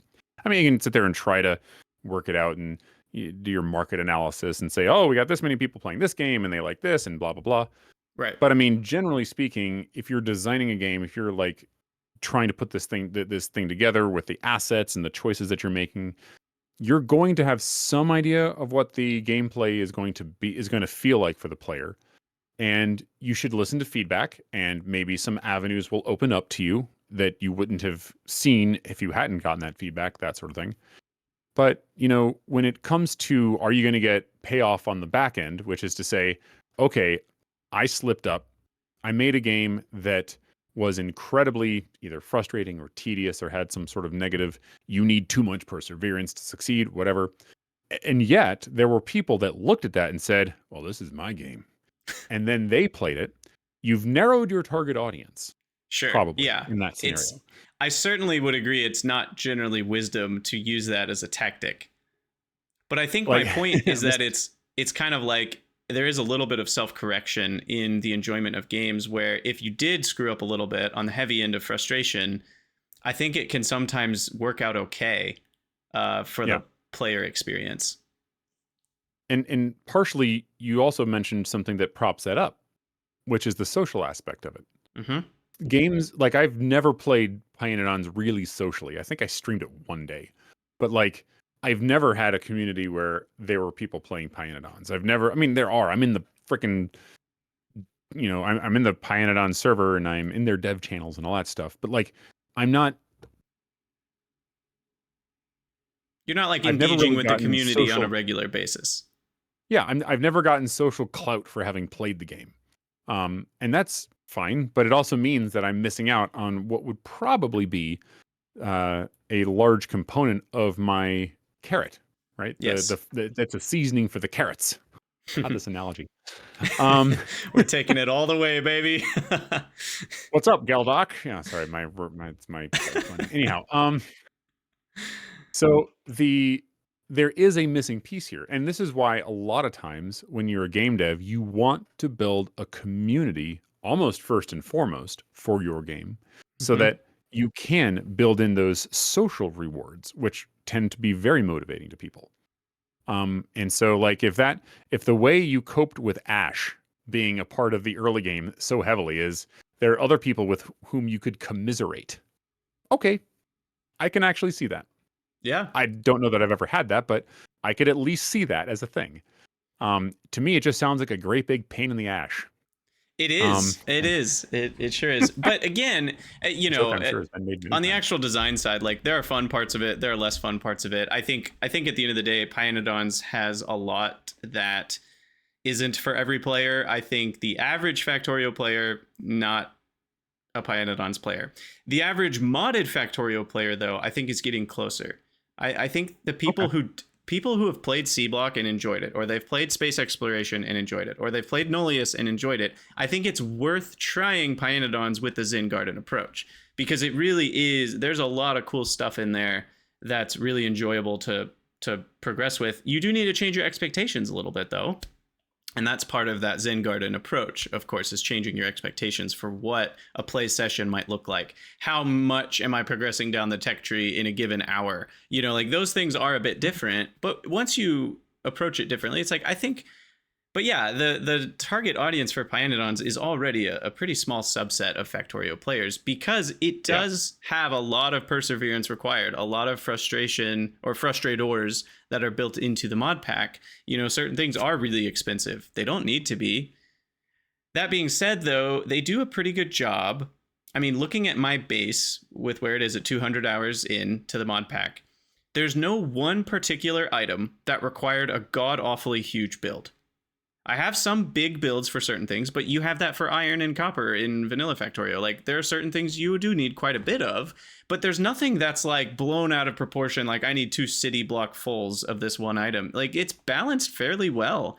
When I've needed to build things, it's felt like it's expensive, but it's reasonable-ish. It's like, oh, this one's really pricey, but like I can get there. I just need to start building those buildings an hour before I start trying to place down the buildings, things like that. So all that to say, the target audience is pretty small, but I think if you are interested, it might be worth trying. And the social aspect helps a lot. Lodro, when we had him on the podcast and we were interviewing him about Pyanodons, he said that like one of the big things that kept him going was getting to like talk about the progress on the Pyanodons Discord and share pictures and see other people's pictures, which motivate you to want to do similar things. And like that social aspect, I think, really helps drive you forward. I know for speedrunning communities, that's a huge part of the motivator, is the social part. And like the clout. Yeah, well, and not just clout. I don't want to, I agree with you, but I also think it's more than just clout. It's not just I want to feel good about what achievements I have to share with other people. It's also like, it's just fun to be a part of this community, just getting to hang out and talk about these things. And, oh, this person said an idea that I think is interesting. I wonder if I could riff on that and do my own version of that thing. And it's not even so much just about I want to feel good about my accomplishments because other people think my base is cool. So clout is part of it, but I think it's also just getting to hang out with people that are talking about the same thing, getting to see other solutions for the same thing. I think all of that combines to be kind of the social package. Yeah, absolutely. Like, no question. I mean, even with the game, with the design part, like I'm hanging out mostly in the Factorio mod dev help, mod dev discussion, and mod dev graphics. Those are the three channels I pay the most attention to. And so it's the same in that I'm in that sort of community and talking about this a whole lot. And so, I mean, the social part of this is huge. So no doubt there. But I also to the dev question, should that be what you're relying on for your frustrators to be like overcomeable? I think no. Well, no, but it's an like there's seldom going to be one I say reason or balancing or contributing factor thing here.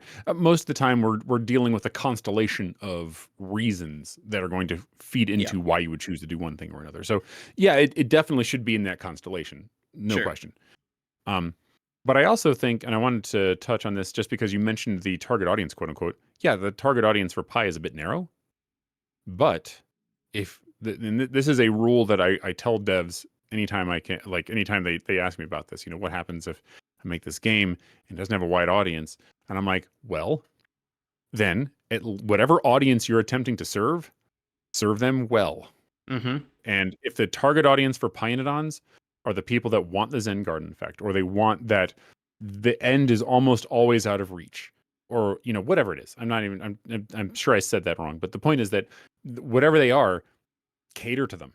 If that's your target audience, then make sure that they feel good. They feel that sense of accomplishment, and that can include frustrating them. That can, or like putting things in their way, because there are people who absolutely want the odds stacked against them. They want they want the challenge. They want the whatever. They want that spicy food, right? Exactly. Actually, I like spicy food, so I guess I don't know if that makes a lot of sense. But I mean, like masochism, the idea of I just want pain, is not like, it really is a part of gaming. It really is a part of gaming sometimes, and there are those players that want to do them, and clearly I'm somewhat in that category. I'm playing Pyanodons and Greg Tech New Horizons. What's wrong with me? Like, but at the same time, some of it, again, it's not just about pain. There is more complexity, and even though there might be a lot more breadth, there's also depth that comes with that. And so for me, the complexity and the depth is really enticing, and knowing I'm not just going to get this thing done in 100 hours. I kind of make me play Pi. Oh no! I just want you to know, if I ever play Pyanodons, there will be a part of this that says it's Krydax's fault. It's my fault. I just want you to realize this. I get it. If you can blame me. Where did Hidden Worlds go? Wasn't that a thing Galdoc was working on? Oh no, it's Krydax's fault because now he got into Pyanodons. I'll take ownership. And one last thing, I do want to touch on a game genre, which is the Dark Souls genre. The Soulsborne genre is kind of the name for it these days. But it started with Demon Souls and Dark Souls. And of course, there were games before it that did similar-ish things, but it really is a genre. And it encapsulates a lot of, I think, the best design from both worlds. It uses frustration almost perfectly to shape the player's experience. Now, again, it's not for every player, because the frustration tolerance has to be somewhere in the middle to high range to enjoy Dark Souls. You will die a lot. It feels unfair at first. You fight a boss for the first time and you're like, what did they just do to me? Like, that's so unfair. Like, how am I ever going to dodge that? But there you are, an hour or two later, fighting the same boss for the 30th time, and you're dodge rolling it all perfectly, or you're parrying it or whatever, and you beat the boss, and it feels so freaky good. It's almost like you just climbed a mountain in real life. It is incredible. And so I think FromSoft... Dopamine is a thing. Yeah, exactly. Dopamine is crazy. It's a hell of a drug, literally. And I think FromSoft kind of perfected how to design the frustration elements with just the right balance. And I think those games are a shining example of how frustration done well can be a game mechanic that actually adds to the game and it doesn't subtract, because they are frustrating games.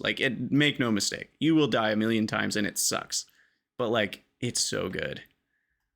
It's interesting that you say that. I want to dovetail on that one if you don't mind, because I know we're going a little bit late. Yeah, please do. Have you ever played Legend of Zelda Tears of the Kingdom or Breath of the Wild? Yeah, I did Breath of the Wild like 95% of the way through. I think I did everything other than defeat Ganondorf at the end. Isn't that funny how that works? Yes. But like you fought Lionels then, right? Yes. Yeah, the Okay. centaur things. Yes. So I just wanted to get your opinion on that because everyone that I talked to said that that felt like a Souls-like experience. Because just for those who haven't played the game, Lionels, as you just said, are centaur creatures. They're these big, lion-maned horse, half, I guess, person. I don't even know if that's the right word here. But they have a shield, and they have a bow, and they have a sword, and they are enormous, and they are fast, and they can use attacks that you just can't, and it's just crazy. And they'll And snipe you fighting from these like a things, mile away as well. yeah, exactly. Like you can like be on the other side of the thing and fart, and they're just like, what? And they're raining arrows on you, and you're like, ah, gas, leave me alone. Okay. So, but like, the thing is that they are profoundly difficult. They're the reason that I learned how to dodge and parry because I did not understand how to do it in the game, and I could never get my inputs to line up with what they were. I hated the experience because I was so frustrated. I felt like I'm doing the button combo I'm supposed to do and it's not working. So do you know how I got past it? It wasn't trial and error. It was YouTube. Mm-hmm. I literally had to look up what the timing window was supposed to be just to operate the mechanic of the game I was playing. Because it was something that in retrospect, it was in one of the little, what are they, the challenge shrines, when you go in there and it's like super slow, dong, and you hear the sound, and it's like, you have entered a challenge shrine. This sentence will be on your screen for 4 more seconds. Okay, you are the chosen one. Another 4 seconds. Hang on, we're gonna get there. Press B to parry or whatever, right? It was very slow, and I missed it. Like I just didn't. Yeah. I didn't even realize that was in the game because it was so whatever it was. So I'm sitting here, I'm fighting these Lionels, I'm dying, I'm getting seriously like put the game down, frustrated. I went and I looked it up on YouTube, I figured out how to do it, and then I sat down again with a completely different mindset. The mindset that I had at that point was, I'm just going to figure out how to do it, and I accept I'm going to lose over and over and over again, and I did. Yeah. Now when I fight a Lionel, can I do it consistently? No. Like I have to, like I still mistime it. Like I will still get you need to do like the backflip over the swipe he does when he charges in, and then you do a flurry rush in, and you hit him a whole bunch of times, or you shoot him in the head, and then you stun him, and then you can hop on his back, whatever. I still miss my timing windows. Yeah. But I'm a lot better at it, and it was going outside of the game and getting a better explanation for what I needed to do or what I was expected to do that I had to do in order to get it. But I give them a pass. And the reason I give them a pass is because the entire game, so many of the mechanics of the game, so many hidden interactions that you would never think about are literally there to be discovered because the game itself is discovery. How do you cook food? Well, you can throw things in a pot. What do you get when you get at, like, what's the result of this?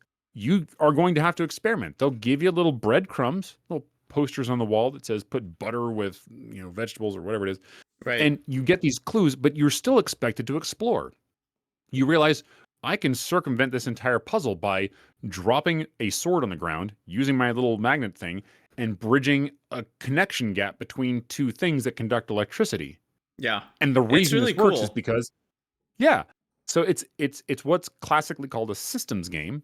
And the whole point of the game, one of the major gameplay loops is discovering the consistency of the world, how these systems give emergent solutions to problems and various other things, which includes how to fight a Lionel, like it was a Soulslike game. I think one interesting note is that you don't have to fight them. They're not a million of them in the world, and they patrol certain areas, and you can just run the heck away. And that's what I did for a long time when I realized, oh, these guys have way more health than I thought they did. Like I might have gotten an early game, I got a hit in or two, and I'm like, oh, I'm not going to fight this guy. Like, this is ridiculous. I need way better gear. I'm going to come back later when I've got buffs and all these sorts of things. I don't remember needing to like master parrying to fight them specifically. Maybe I don't even, it's been a long time since I played, so I don't remember if I was already decent at parrying or what, but I do remember eventually defeating one, and it felt really good because it's like, I finally got one. Like I finally got to the stage. Like it made me feel like I'd leveled up, not just as a player in my skill or as Link in terms of gear, but it's like, this was a milestone. Like I was pre-defeating Lionels, and now I'm post-defeating Lionels. It felt, and you have to have a really big bad enemy that kills you a bunch of times to create that sort of feeling. Now, if you have too many of them, again, that's a bad thing, but there aren't that many of them, and they're only in certain locations of the world. They're not just like in every, like I progressed through a lot of the game before I even saw my first one.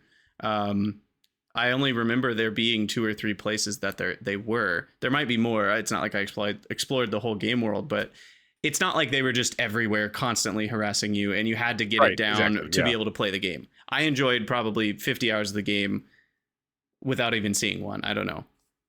So I think that's part of it too. I consider them to be harder than any other boss in the game, unless you just, I don't want to say cheese them, but essentially if you just take your best weapons and armor and throw them at it and you come in with a ton of food, then you can do it. You can just, I don't want to say cheese it, but essentially you just overpower them with gear, right? But that's a very valid solution. For it many is, players, it is a valid it solution. might just be like, not saying that. Until I get enough food and armor and health to just tank through its attacks and kill it dead, I'm not going to fight these things. And the reason that's, I think, okay is because that's actually doable. If it was really like you had to do a lot of non-normal things, non-standard behavior to get to that point, that might be a little frustrating. But it's like you can just avoid them until you get that tough. Sure. No, what I was going to say is it felt like I was doing it wrong, and that I wanted to learn what the game wanted to teach me, if that makes sense. Yeah. And so, I think frustration, though, in that sense, did its job, right? Yes, it sent me to YouTube outside the game. Well, to be fair, you missed the pressing B in that dungeon or shrine. The thing is, I also went back and I tried that, and from that I went and I tried to do so. Like the timing window was a little different on the rest of the enemies, like with bokoblins or Stalfos or whatever the various enemies. You still the timing is fudgy, and you have to kind of learn each animation's when is it starting, and that's the beginning of your window, and when does the animation get to like when the sword is here, and then that's your end of the window. You still have to learn that for everything, but I couldn't get any. I think I remember I could not get any hits. I could not ever get it to work, and so I stopped and completely forgot about it. Right. And again, on me. I'm not going to try to pretend like it's not. But yeah, it's for a game that was very, very renowned for having no hand holding. It could have used a tiny bit more, I think. Right. That's all. And there's a whole Nintendo talk about that in there, I'm sure, because they try really hard to like not have just a start menu with tons of tips and tricks in it, which is like, I think could have been helpful, but they don't want that in their games. So anyway. They had their loading screen with the tips and tricks. Like, that's true. Don't they did have some fire tips. arrows. Okay, got it. Understood. Yeah, exactly. Or whatever, right? Some of it made sense. Some of it was just like, yeah. Okay. All right. Well, we got to wrap up here. This has been such an interesting topic, and I think Factorio in particular, I think factory games are so interesting. So I want you guys to leave comments, wherever you're watching this, because factory games are such an interesting marriage of like sandbox, but also goals, but also things that are in there to frustrate you. Satisfactory has enemies. Factorio has enemies. I don't know what Captain of Industry has. They've got starvation of population and stuff. So there's a few frustrators like that. Your vehicles require maintenance. Dyson Sphere program now has enemies. I haven't gotten to play that patch yet, but there's lots of things that slow you down. And I'd love to hear what you guys think. What are some frustrators that we missed? What are some angles on why those things are in games or whatever? Because some of the things we missed, we just didn't have time to talk about. Some of the things we missed because maybe we haven't thought of it. So let us know in the comments on the You can go to the Krydania Discord. There's the Factory Must Grow channel. You can go to the YouTube Extra or Krydax Extra YouTube, which has the VODs of these. And then there's also Spotify comments. Those are a little trickier, but I do see them if you make those as well. So as always, thank you guys for listening. If you'd like to support the podcast, head over to patreon.com/Krydax. Thank you so much, Galdoc, for hanging out and chatting. Indeed. Thank you for having me. As always, it's been a pleasure. Always. Really, really fun talk. You can tell by the length of this episode that we were having a good time. Can I make one minor announcement? I didn't even think about this. Please do. For Hidden Worlds, Ooh. I have written a 9,000 plus word intro story. That is it's just a prologue. It's fiction. It's just like, you could call it fan fiction, whatever. That I'm hopeful to publish in the next few days. So I don't know if anyone's ever interested in having a plot to Factorio, but if you are, okay, well, that's really exciting. Have a link to it. And they can find that on your Discord?